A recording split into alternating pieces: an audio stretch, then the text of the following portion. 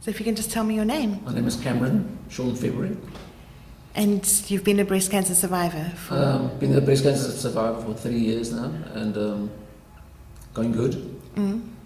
And when you first got your diagnosis, what was the initial reaction? I'm sure it was very different being a man. Well, it was. I mean, for breast cancer, I mean, I never thought that I'll actually get cancer and things like that. What happened was that a lump developed on my chest, on my left side, and then I became concerned and worried, and inquired about what should I do. I went to Vincent Belotti Hospital, and they did a biopsy. And the biopsy came back negative. It wasn't cancer, but I still wanted to have it removed. And then I went to a hospital called Malamed out in Mitchells Bay, and there's the surgeon, I think Dr. Jonkers, performed a procedure. I went for the op, but he didn't remove the lump. And I was quite upset, but he removed fat under my left nipple. And then in his office I sat there, and then he gave me the letter. He said the best thing is to go to the breast clinic in Grooterskloof because you got cancer. And he found 1.2 mil, very small, 1.2 mil. But in hindsight, I'm glad that, they said afterwards that I'm glad he didn't remove the lump because the cancer was around the lump. So if he removed the lump, the cancer could have spread. Okay. And then I went to Grooterskloof, and then they said I must wait for a mastectomy. It's like 3-4 months. Then I spoke to my cousin, he's Professor Combrink, Mom Combrink of neurology. I spoke to him, he's at Grooterskloof, and he said he'll speak to one of his colleagues, Professor Paneri, Eugene Paneri, one of the top surgeons in South Africa. And then he said I must go for, I came to him for a consultation, and then he said the best thing for you to have was a mastectomy. But at that time, in 2012, when this all happened, I was unemployed. I had, getting divorced at the same time. But the right support, the right people in my life made me overcome it. And then UCT Private Hospital, I did the op through the private hospital. But the radiation and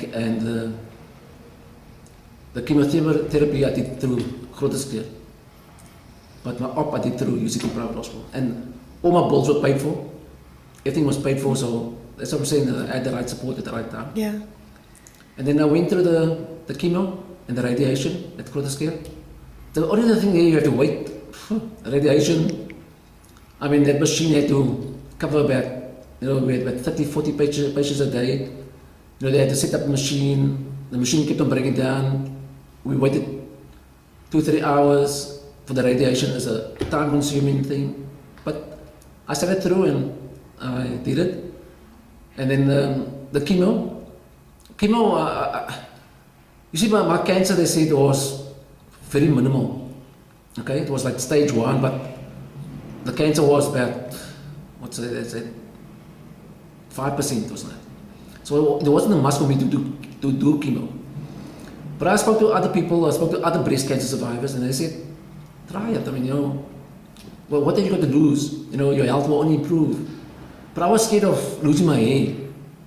It's like, I don't think losing my hair was such a thing, but after I lost my hair, everybody said you look good and you look quite handsome. And I went through it. I went for 4 months of chemo. I mean, I went, sat there. And what helped a lot for me to get over this was I Facebooked everything. If you go on my Facebook page, you can see all my photos of my chemo, sitting there with this needle in your arm, going through it. My sister overseas in Australia got her friends, Tanya Weingart, got her friends to pray for me, the churches, the schools there. So the power of prayer works, and I know for me, power of prayer works. I always had a positive mind. I mean, when the cancer happened to me, I didn't go down and say, Lord, why me? As I said, Lord, heal me. And I prayed about it. And I just thank God and thank for the support. I had a good support team then. And I mean, I appreciate those people that stood in my life. I appreciate it. And this is where I am today. And just to take you back to To the beginning, the initial reaction to your diagnosis. I mean, did you know of a man previously that had breast cancer? Never. I felt unique. You wouldn't believe it. The way I felt unique was, you know, at Groote Hospital, what happens is that you have males, you know, that they come in, and some of them don't stay. Some of them are sick. They don't stay. They don't look after their health. So what happened? I went for physio, and as I am sitting there, but the physio. I just friend of mine was with me, that was supporting me. And as I sat there, the physio lady comes out and she said, Cameron, and she looks at the lady next to me. And she didn't expect a man. She said she never ever had a man, she never ever had a male. So my reaction was quite good. I was unique amongst all the women there. So gosh, there were such other women there, it's unbelievable. That I understand as a female, breast cancer is mainly for female, but a lot of men are getting it now as well. It's a lot to do with the eating habits and, you know, foods and exercise and even sports. You get knocked on the chest, you know, do you go check up? Do you don't check up? I mean, that's the important thing. And I dealt a lot with cancer office. I was here also as a November navigator. So I did talks for the different clinics. I even made a video also. There's a video somewhere that I made a video for cancer, for the clinics, you know, and there was for students of the hospital. So just trying to promote prostate.